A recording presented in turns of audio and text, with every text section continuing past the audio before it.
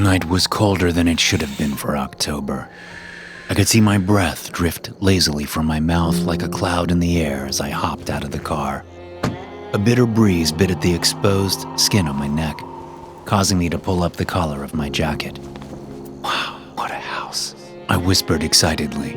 Marble pillars framed luxurious stained glass windows on an enormous 3-story home. It screamed wealth, and I was more than happy to collect a piece of it. I crossed the winding brick walkway past evergreen bushes that were trimmed into perfect spheres before reaching an oversized oak door. A large golden knocker sat squarely at face level. I swung it 3 times and then pushed the doorbell as well for good measure. Shortly after, the massive slab of wood slowly creaked open. I had expected to be greeted by Lurch, but instead was met with the face of a young boy whose smile was missing 2 front teeth. "Hey buddy, is your mom home?" I asked. Yeah, she's in the library. He eyed me suspiciously but never dropped the smile. "Well, I've got a business meeting with her tonight. Could you go and get her for me?"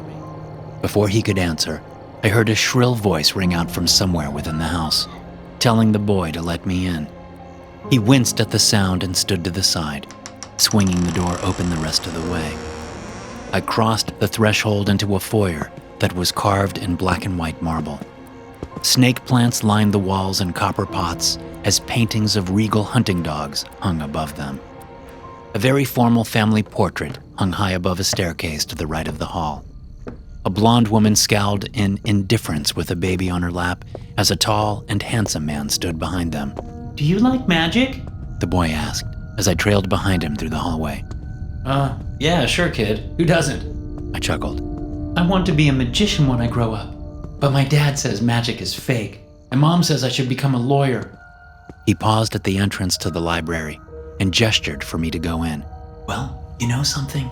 I leaned down and whispered. I think magicians are pretty cool, and I also think you can be whatever you want to be.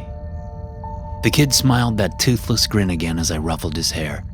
He skipped away joyously as I entered an enormous study. The ceilings arched high above, and all the walls were lined with shelves stuffed full of books. I'd never seen so many books before. It put any public library I'd been to shame. Please, have a seat. A middle-aged woman in a beige pantsuit with large hair sat cross-legged by the mantel. She pointed to a leather chair across from her. Ah, Mrs. Sanderson. It's good to put a face with a name, I said as I sat down. The fire felt warm against my skin, and I was grateful for it. Yes, so let's get down to it, shall we? She set a tea glass on the table. Her vibe was very proper and no nonsense, practical, although I would have called her something else. Absolutely. Why don't you tell me what I can do for you? I reached into my jacket pocket and pulled out a notepad and a pen. Well, I'd like to hire you for your investigation services to follow my husband tomorrow night. You came highly recommended from a colleague of mine, where you successfully helped him with this sort of thing before. Okay, I can certainly do that, and I'm glad that my good reputation is getting around. Please tell me why I should be following your husband. I'll just come straight out with it, embarrassing as it is. I believe he is having an affair. Every couple of weeks or so, he stays out incredibly late, turns off his location on his phone, and comes home smelling very foul. She picked up her teacup and shot the rest of the contents down her throat. I suddenly realized it wasn't tea at all. And have you confronted him about this? I asked, scribbling notes on the pad. I have. He flipped the script and made it my problem, just like he always does. One that I fabricated in my head. Delusional, I believe, is what he said. She poured herself another drink from a fancy decanter on the table. Sounds like your textbook gaslighting. It certainly does. So, you'll do it? She sighed. Yes, I can, Mrs. Sanderson. My fees were in the email from our initial correspondence. They are owed to me regardless of the outcome of tomorrow night. Whether I find evidence of your husband being unfaithful or not, do you agree to this? Yes, of course. She waved her hand at me dismissively. I don't think she has been concerned about money for quite some time. All right, where can I find your husband tomorrow afternoon? William gets off work at 7 p.m. You can start there. He's a scientist at Homura Labs. It's downtown in the business district. Do you know it? I am familiar with Homura, yes. The building was large and concrete with no windows. It screamed top secret, but everyone knew it was there. It was close to the baseball stadium and could be seen from miles away. Good. Please let me know when it's done. She sipped liquor from the teacup and turned to face the fire. Yes, ma'am, I will. It's a pleasure doing business with you, Mrs. Sanderson. You'll be hearing from me as soon as I have more information. I stood from the chair and extended my hand. She glanced at it, but never took it. I'm sure you can find your own way out, correct? She asked coldly. Yes, thank you. Have a good evening. I placed the notepad and pen back into my pocket. She never took her eyes off the fire. She looked a million miles away from the dullness in her eyes. I strolled out of the house, admiring all the expensive things I could never afford. Once I was back to my car, I made a mental note to charge her an extra fee, one that would cover the meeting and her rudeness. She wouldn't care anyway. Money was nothing to her because she'd always had so much, but her status was everything, and her husband had tarnished that with an affair, and I was simply here to profit from her embarrassment. I had spent the evening staying up late, binge-watching my favorite shows so that I could sleep during the day. If I was going to be on a stakeout, who knows how long I'd be stuck in the car with the camera. Could be all night, and I needed to be fresh. I couldn't afford to snooze on the job. If only clients called me as often as the debt collectors did. I had made my way over to Homura Labs at 5 p.m. so that I didn't miss Mr. Sanderson when he left, just in case he was eager to depart early to go do whatever it is he likes to do. His wife had said it was an affair, and it did sound likely, but I didn't want to jump to conclusions. Just last month, I had been paid by someone for this exact situation. Turned out the husband was just attending a weekly poker game with some friends. It was kept a secret because the wife was overly religious and didn't believe in gambling. She had been both relieved and also still angry over it once I'd served her the photos. Whenever, I got paid either way. I just felt sorry for the guy. I was just finishing a crossword puzzle when I saw someone with Mr. Sanderson's side profile exit through the double doors. I held up a picture on my phone and it looked like a match. Salt and pepper hair, thin mustache, athletic build. I watched as he climbed into a blue Tesla. After a moment, he backed out of the parking stall and turned onto West 3rd Street. I followed him through the bustle of downtown traffic, through the Oregon District and around the park. Then we made our way deep into the poor part of town. What's a scientist doing in the ghetto? I thought. Mini-marts with bars on their windows and decrepit apartment buildings littered the sides of the streets like a poverty barrier. A homeless man pushed a grocery cart across the intersection. There weren't many people out driving in this part of the city at night, so I had to hang back quite a bit now. The Tesla finally came to rest in front of a motel. The neon sign flickered above, casting a blue glow over the street corner. An attractive woman in high heels and fishnets approached his car. She leaned through the window and spoke with Mr. Sanderson. I could see her shaking with laughter, as if he'd told her a funny joke. She crossed around the car and got into the passenger side. Looks like Mrs. Sanderson was right. William here seems to have an affinity for prostitutes. Unless, of course, he was taking her to church. Perhaps he was simply a witness spreading the message of salvation. I seriously doubted it, though, but the thought did make me giggle. I snapped a couple of pictures as they passed me by. I could see her wrapping an arm around his neck as he sped past where I was parallel parked across the street. It was probably enough evidence to satisfy most people, but since the wife was so high class and hard-nosed, I bet she wanted something more concrete. Just to be safe, I followed them further. We passed crumbling factories that were long since abandoned.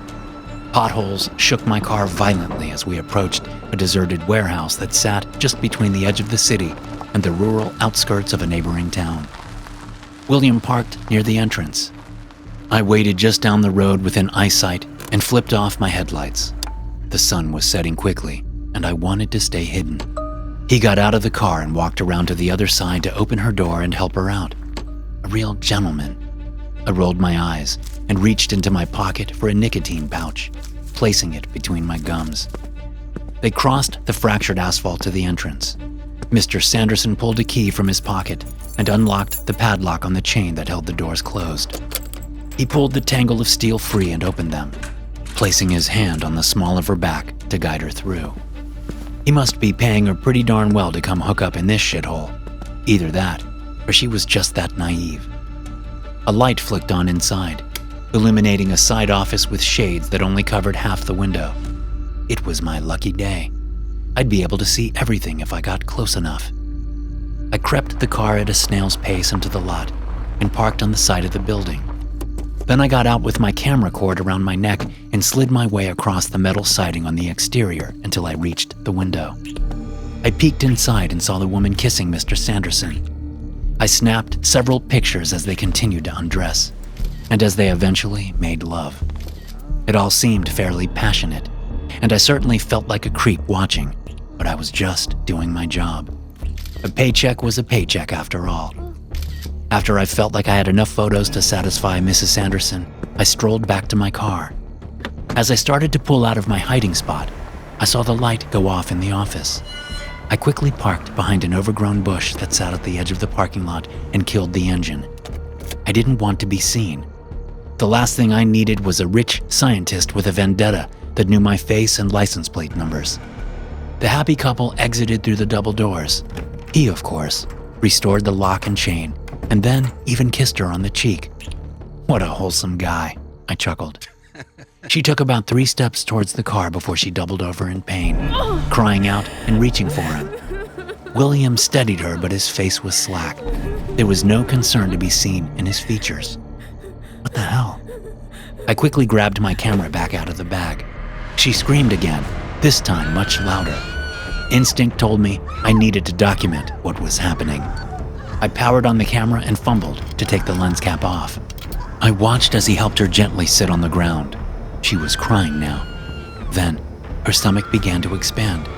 It grew so quickly, I could clearly see it even from the other side of the lot. I opened my door quietly and slid out around the hood to the edge of the bush. I focused my camera in on them and watched with horror as her belly grew and grew. It was as if a beach ball was slowly being inflated beneath her skin. She was shrieking now and breathing heavily, as if she were giving birth. I steadied my shaky hands and snapped picture after picture. I had no idea what was happening, but I knew the police would want these photos, so I kept taking them. Finally, she fell back flat against the sidewalk and went still. Her skin was stretched impossibly far. I don't think she's breathing. The thought reverberated through my brain just before she began to shake and thrash against the ground. Suddenly, the limbs of a child burst through her stomach and rib cage. The cracking sound of bones was deafening. Her intestines flooded the parking lot in a heap as a small, bald child came to stand on shaky legs inside the hollow cavern that was once a woman. It wasn't a baby. It was as if it was already 7 or 8 years old. Her organs slid around the side of her body as her head lolled to the side of her shoulder. She was looking at me, her dead eyes wide with terror. A look of pure fear forever frozen on her face. What the fuck? What the fuck? What the fuck?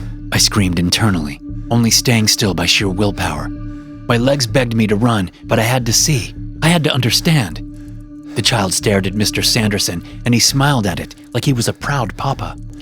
It grew slowly, inch after inch. Its hair began to fill in as muscles started to pop on lanky arms and legs.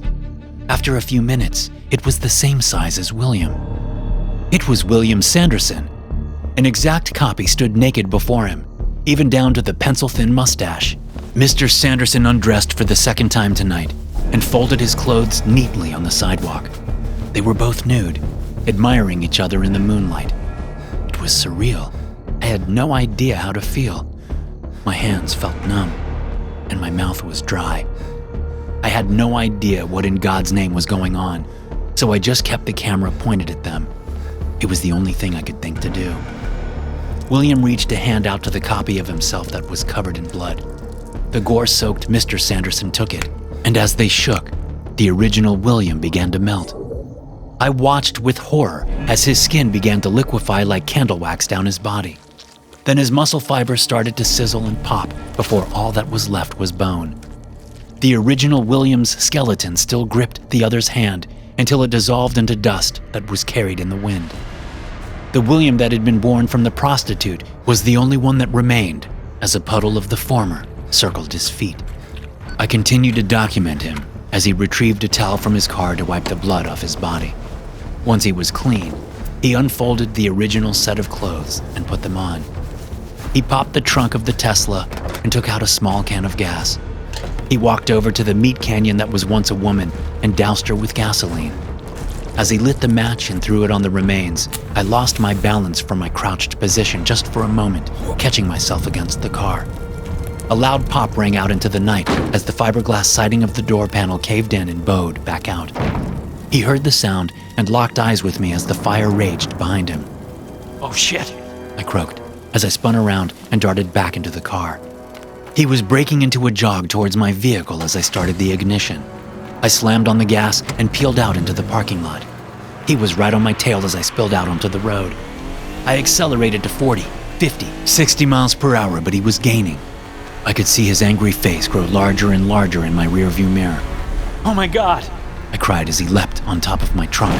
A hand sunk into the roof of my cab as I sped even faster. How is this possible? It was the last thought I had before the roof of the car was peeled back like a can of soup. A strong hand clamped down onto my shoulder, and the very next second I was airborne, tumbling head over foot in the air before my body slammed into a grassy ditch. The wind was sucked out of me on impact. I tried to roll to the side but couldn't. Sharp pain streaked across my chest. William came to stand over me. "I think my ribs are broken," I uttered through the wheezing. "Who are you, and why were you following me?"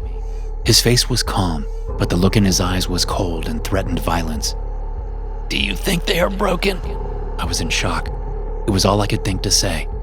"Listen, I'm going to break a lot more bones unless you answer my questions." He stepped on my hand, pressing it into the earth, causing me to cry out in pain. Okay. Look, I'm Greg Schultz. I'm a private investigator. Your wife hired me to follow you." "My wife? Why?" He looked perplexed, but dug his heel in harder. It felt as if my hand was going to shatter. She thought you were having an affair, man. I don't know. She paid me to follow you. Said you were sneaking out late every couple of weeks like clockwork. She thought you were cheating and wanted pictures." He lifted his foot, and I cradled my hand to my chest. "Well, I guess she was half right." He scowled at me for a moment, then broke out in laughter. "I won't tell anyone. I'll just go and..." He held up a hand to interrupt me. "Oh man, that's too rich. Vanessa is a real prize, isn't she? A real trophy wife." He wiped tears from his eyes as his menacing snickering began to cease. "I won't tell anyone," I whispered it this time. "You see, I'm a man of science. I have a duty to myself and to the world to push moral boundaries in order to create progress." Mr. Sanderson started to pace the ditch as if he were giving an oral dissertation in front of a student. "And what's the number one thing people need more of in order to create more progress?" He looked to me expectantly, but when I didn't answer, he continued. "Time. We need more time. Could you imagine what I could accomplish if I could live 10 lifetimes, or even 100 lifetimes? The possibilities are endless. I could cure cancer, develop a real alternative to fossil fuels, find a real way to break down plastic with enzymes that would restore the earth. So that's what this is? You're murdering prostitutes when your clones are born from them so that you can create more progress?" Maybe the longer I kept him talking, the longer I had to figure a way out of this. "Sure, if you want to put it so crudely. Although I like to think of it as something much more revolutionary. A rebirthing, if you will. You see, in my seed, I have perfected the genetic process of cloning, even to the point where my consciousness is transferred immediately to the new body. Amazing, isn't it?" he asked, eyes sparkling with wonder. "Your own foundation of youth?" I asked, checking my ribs with my good hand. Definitely broken. "Precisely! I, William Sanderson, have become eternal. I am God." He shut his eyes and lifted his face up to the heavens, reveling in his intelligence. "And the superpowers? I coughed a little blood into my palm. That wasn't a good sign. Superpowers? He furrowed his brow. Yeah, chasing my car down on foot at 60 miles an hour and then crumpling it like a tin can? Just keep him talking, I thought. Oh, that. Yes. That was a very pleasant side effect that I hadn't previously expected, but a welcome one nonetheless. So, you're an everlasting Greek god, just as long as you never run out of whores. He frowned then and considered my words. Yes, that is the only downfall to the cloning, but I am working to perfect the process. In the beginning, my cloned form would only last 5 days after rebirth. This was entirely too frustrating. I had to spend half my time finding women that no one would miss. But I've extended the life cycle to 14 days now, and I think I'm right on the cusp of making it a month. From there, I'll keep pushing until I reach a year, then a decade, then maybe only once every 100 years. Wouldn't that be something? It sure would. I smiled weakly. I wasn't feeling so good, and I knew I needed to get to a hospital as soon as possible. I've so enjoyed our conversation. It felt so good to say it out loud, for someone to know. I haven't been able to tell anyone, of course, for obvious reasons. He returned the smile. It seemed genuine. Glad I could help, Mr. Sanderson. Now, if you wouldn't mind, I'll be going now. I sat up. The pain was almost unbearable. I nearly laid right back down but didn't allow myself. Oh, you can't leave. He took a step towards me. What? Why? I already said I wouldn't tell anyone. Panic fluttered in my chest. We can't really be sure of that, can we? He came closer, slowly like a cat toying with a cornered mouse. I swear I won't tell a soul, I cried. I can't let you live. I do hope you understand. But I thank you for listening, and also for bringing my nosy wife's absurdness to my attention. She will certainly be dealt with. He leaned down and wrapped a hand around my throat. The pressure was immense. His hands were like vice grips. Death isn't so bad. Trust me, I know. I've done it a few dozen times.